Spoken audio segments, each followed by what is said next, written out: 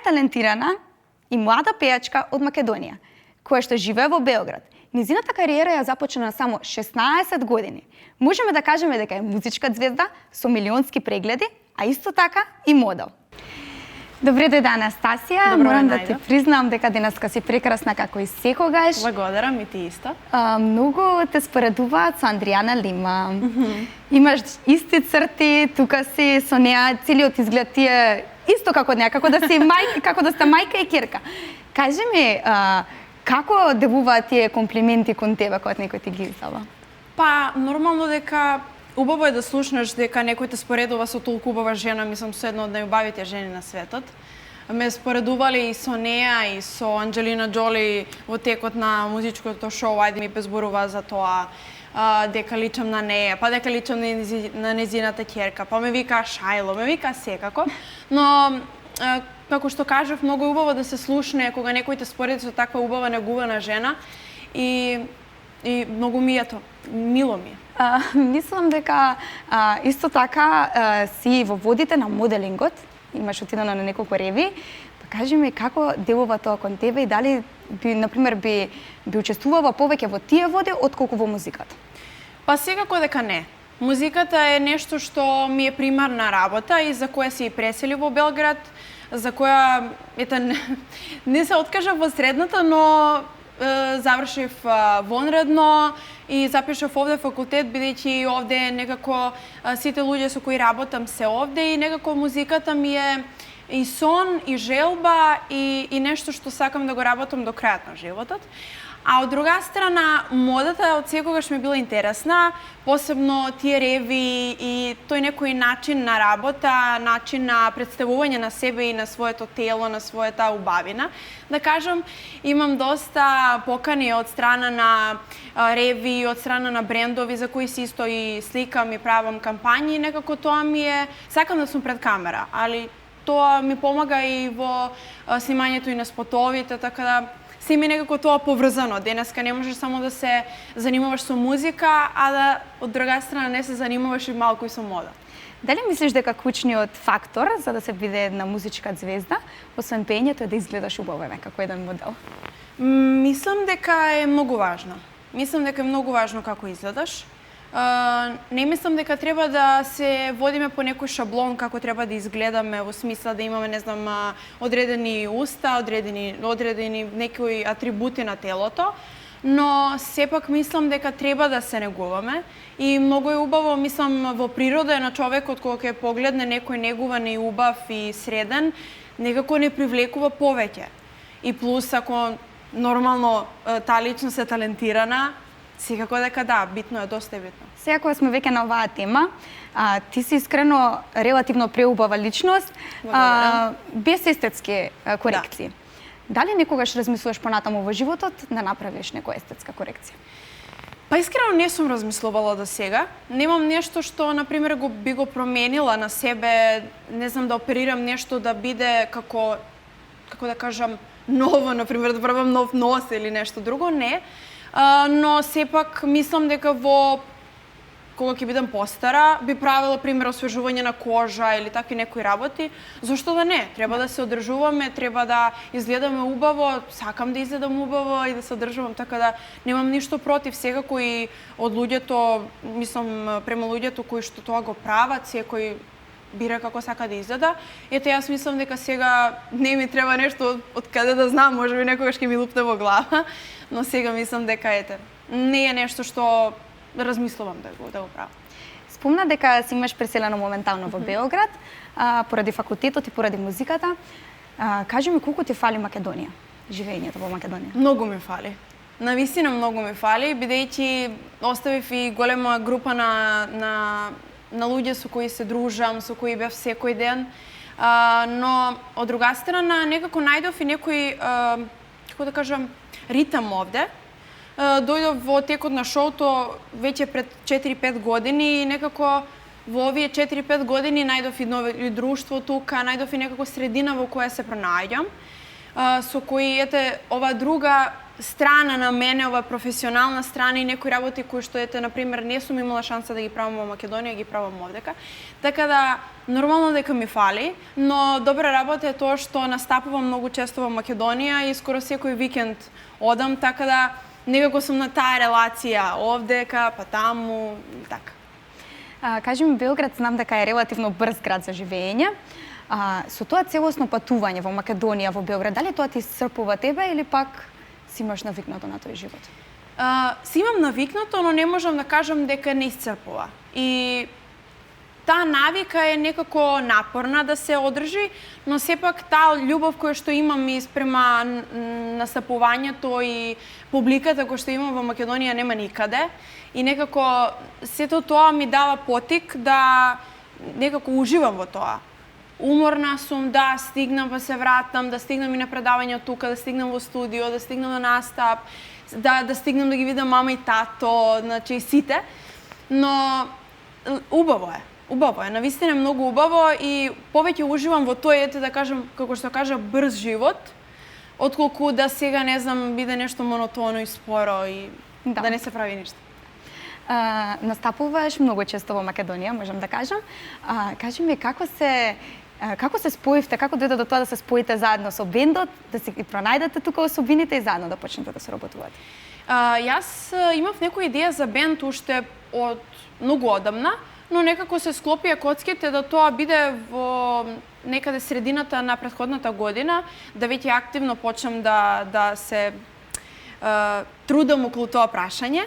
Се споив со мојот менаџер Васко Спасовски и тој ми помогна многу околу бендот, тој ги најде луѓето, ми прати дали ми се допаѓа се и некако мислам дека беше буквално дар од Бога да тоа се биде толку брзо. Се сретнавме сите, навистина секој од нив е прекрасен. Многу добри луѓе, многу вредни луѓе кои ја сакат прво музиката, кои се професионални, озбилни, кои навистина сакат да се занимаваат со оваа работа и многу сум среќна што се баш тие мој бенд, еве вака да ги поздравам сите тројца. И навистина ете среќна сум што тоа брзо некако релативно и се случи, се споивме и почнавме во декември со настапи, еве настапуваме веќе неколку месеци и навистина сум презадоволна. Ги спомнавме сваѓање и Синиша, односно твоите родители, исто така имаш и помала сестра. Кажи ми, дали во фамилијата само тие имаш таа дарба за музиката? Мајка ми е многу музикална, сестра ми уште повеќе и таа многу убаво пее. Има некои амбиции, сега во последно време гледам дека сака да пее и навистина има многу голем талент за тоа и ако се одлучи да влезе во тие води, секако би ја поддржала. Многу е убаво, мислам, да видам дека некој исто така ја сака музиката. Општо во нашата фамилија нема некој кој што се занимава или што, не знам, сака многу да пее или настапува освен мене. Може би имал некој, него немал некоја шанса, но да, во фамилијата татко ми сака да не слуша, тој не е толку да пее, но сака да не слуша. Весели сме сите дома, да. Можам да кажам дека ти од релативно млади години веќе влеза во тие води, се надпреваруваше на музичко шоу на колку 16 години, мислам дека така, на 16 години и извади песна која што стана голем хит со милионски прегледи. Мислам дека сега има околу 3 милиони и нешто. Да, така нешто. Дали очекуваше дека песната така ќе бувне на интернет, дека ќе стане хит? Ако зборуваме за мојата прва песна за Hot Sauce, не очекував, искрено, бидејќи е тоа прв проект на кој сум работела. Очекував да тој проект некако биде дел од мене, да ме представува и во тој момент и ме представуваше. Соработката со тимот беше многу убава и некако многу брза и се склопивме што треба и како треба. И кога некако се пронаѓаш во некој проект и веруваш во него, сакаш нормално да има многу големи резултати, но сепак јас во тој момент ги немав тие бројки, не можев да ги замислам тие бројки. И кога видов дека за еден ден, баш се сеќавам на моментот, бевме на проба и седев со браќата Арџик, гледам вака, за еден ден 100.000. Мене тоа ми беше за 12 сати, тоа ми беше нереално. Јас не можев да помислам, јас се сеќавам кога не знам, објавував некој кавер на песна и имаше 3-4 луѓе и јас мислам, тоа е премногу луѓе, а не 100.000 за 12 часа. Така да, навистина, не очекував. Не можам да кажам дека очекував, но нормално бев многу горда на себе и позитивно изненадена од тоа. Така да, ете, среќна сум што и првиот проект го најде некако патот до срцата на луѓе. Дали мислиш дека да се успее како пејач е клучно да се дојде во Белград и да се надпреваруваме во некои такви музички шоуа, или пак може да се успее и од Македонија, бидејќи знам дека во Македонија е малце потежок е тој пат. Да. Нема толку музички шоуа во Македонија и некако не е ни толку гледано. Па немаме. Јас мислам дека ние немаме музичко шоу никакво сега. Сега, ете, пред 5 години, ситуацијата сега и пред 5 години не е иста. Сега сум многу среќна што гледам дека конечно македонската музика го наоѓа патот и овдека и некако повеќе се активираат сите. Имаме повеќе медиуми, еве вие сте нов медиум кај нас, кои што се занимаваат со познатите личности, со луѓето кои сакаат да бидат познати, кои сакаат да пеат, кои сакаат да глумат и сето тоа. Некако шоу бизнисот мислам дека е многу подобар, посебно последните 2 години кај нас, и затоа, како што кажав, ми е многу драго и треба така да продолжи. Кога некако ние бевме во тој период, мислам дека немаше негде шанса да се покажеш. Јас нормално настапував и во Куманово, и некогаш и во Скопје, али на некои манифестации. Не беше тоа нешто не знам колку големо. Или негде надвор од Македонија на некои надпревари, но сепак тоа нешто не донесе некој резултат, а јас од секогаш сакав да се занимавам со музиката професионално и да тоа биде моја кариера. И во тој момент тоа беше најдобриот пат и мислам дека го избрав најдобриот пат за себе, да дојдам овдека и да како што кажа, си го пронајдам своето место. Додека сме веќе кај музиката, би сакала да те прашам дали имаш спремено некој нов проект во блиска иднина и дали очекуваш дека нешто такво во блиска иднина ќе се случи? Имам спремно нов проект. Следната недела баш од сега снимам спот и многу сум среќна, затоа што работам со луѓе со кои што искрено ми е било желба многу долго да работам. Посебно со една личност на која ги гледав спотовите и замислував дека некогаш ќе ми снима спот и ете се случи тоа да работам со него. Дали може да откриеме кој? Не можам ништо да кажам. Не можам ништо да кажам, баш не смеам ништо да кажам, тој ми кажа дека ништо не смеам да кажам. Но како што кажав, многу сум среќна, работам на некои дуети, на некои соло проекти и се ќе објавам кога ќе дојде некако време. Не сакам да зборувам за некои проекти или да ги најавувам однапред ако не се до крај готови, некако не ми е тоа убаво, не знам. Така да ќе работам уште на тоа. Оваа година кажав дека ќе ја посветам на стварувањето на музика, затоа што претходната година се фокусирав на тоа да се преселам овдека, на факултетот, на настапите и сето тоа ми некако требаше многу време. И оваа година сакам навистина на својата публика да дадам многу музика, затоа што тоа го бараат и тоа го заслужуваат нормално. Да те прашам, на кој факултет си тука во Белград? На ФМК, факултет медија и комуникација. Таму се запишав на политички студии. Зашто баш политика?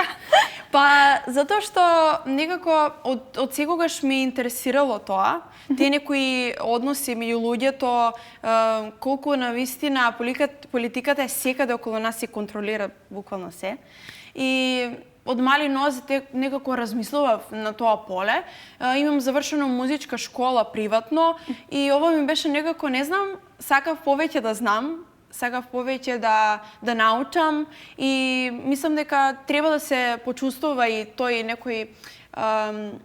некој чувство да си на факултет, да си меѓу други луѓе кои има притом и од Македонија, многу луѓе кои што се тука на овој факултет и некако е убаво, односот е интересен. Дали си размислувала, дали си имала желба, да те прашам искрено, понатаму да станеш некој премиер или председателка? Не, па мислам не, навистина не. Како што кажав, музиката ми е таму. Да. Значи, само таму гледам и тоа е тоа. Како што кажав, ми интересира, нормално дека ми интересира, да не ми интересирало не би запишала. Мислам, зошто да не, некогаш ако имам некоја инфлуенса, да искористам во некоја добра сврха, да направам некое добро дело, зошто да не, мислам и тоа нормално. Секое, како се вика знање? Познавање. Познавање. Секој познавање на некоја материја или на некои искуства кои што ги имаш, не може никој да ти ги одземе и може само да ти помогнат во животот, така да. Да. Ева да те прашам пак да се вратиме малку на музиката. Кога беше мала, дали имаше сон да станеш пејачка и кога ја доби таа мотивација? Од секогаш. Значи, навистина од секогаш. Јас едно време мисля дека малку ненормално. Затоа што буквално пее во соба, значи се сеќавам, ја слушам Ријана, Джеси Джей тогаш, Бионсе и ги гледам на стапите и буквално замислувам јас дека ќе имам концерт, дека јас сум на концертот, дека како јас ќе пеем, како јас ќе играм. Тоа ми е некако, посебно на стапите, се некој дел од музиката кој што највеќе го сакам. Тој перформанс ми е некако омилен дел од сето тоа. И од секогаш сум сакала да бидам пејачка и да артист и да настапувам и луѓето да ме слушаат и навистина не можам да кажам дека сега нешто или тогаш ми паднало на памет, него не, јас веќе подолго време тогаш барав некаде каде можам, затоа што мислев дека својот максимум во таа средина го постигнав и сакав нешто повеќе. Дали ја доби поддршката од твоите родители тогаш кога беше помала или чекаше некое време да дојде па да се избориш за тоа? Ја добив поддршката, мислам, како што кажав, јас одев и на надпревари, на доста настапи, на доста манифестации, на кои што нормално мајка ми и татко ми ме возеа, ме довезуваа, значи буквално чекаа до сред ноќ и секако имав од секогаш од нив многу голема поддршка, за што сум многу благодарна. Посебно во текот на кога се пријавив на шоуто, мислам дека многу родители не би можеби дозволиле, но мислам дека моите родители ја видеа таа голема желба кај мене и колку јас навистина се посветив на тоа да успеам во ова моја музика и колку навистина уште работам на тоа. И мислам дека не е седно да некој да ти дојде дете твое од 16 години на сред школска година и да каже јас сакам да одам на шоу во Белград. И јас се испаднав од шоуто па ме врати и буквално ми се јавија во 15 до 9 навечер дека утрето ден во 6 треба да сум во Белград и дека не се враќам 4 месеци во Куманово, воопшто. И сето тоа беше некој шок, само кога се случи тоа, нормално ме праша дали сакаш да се вратиш и сето тоа. И ме седна мајка ми и вели, дали си спремна на ова? Ако си спремна, ние исто ќе те поддржиме. Али мораш да си силна и да си спремна. И јас кажав, сум спремна, го сакам ова. Не, буквално за 2,5 сати тргнавме за Белград.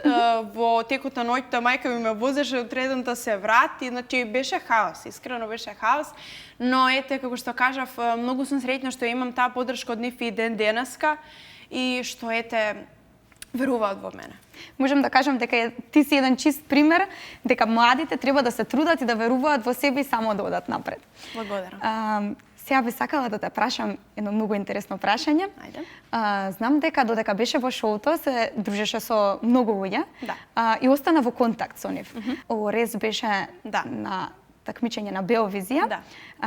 Кажи ми, дали тоа друштво кое било таму и кое што се го задржала со неа и со останатите такмичари, е исто како тоа во Македонија со тие претходните, кои што се знаело? Па не можам да кажам... вие повеќе мислев да потенцирам дали е професионално дружење или пак друштво. Па со Лорес беше друштво. Со ние се повржав многу во текот на целиот шоу, затоа што таа е година дена само постара од мене и вие бевте најмлади, така да? Да, јас и Анџела Лорес бевме најмлади од сите. Таа е само година дена постара од мене И во текот на таа турнеја која што имавме после шоуто, таа ме викна кај неја да живеам, бидејќи ми беше досадно во хотелот сама во соба. И живеевме заедно, и нонстоп бевме заедно, сите обврски ни беа заедно. И со неја навистина беше дружба. Со многу и други учесници од шоуто исто имав многу убав однос и до ден денеска го имам. Со некои не.